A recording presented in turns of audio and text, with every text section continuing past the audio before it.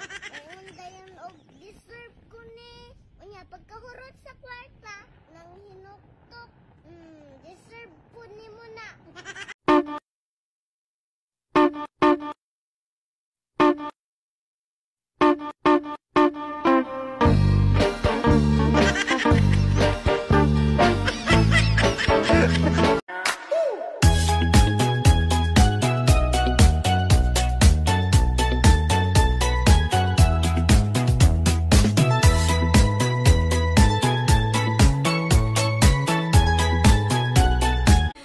Ikakasal ka na, iiwan na akong nag-iisa.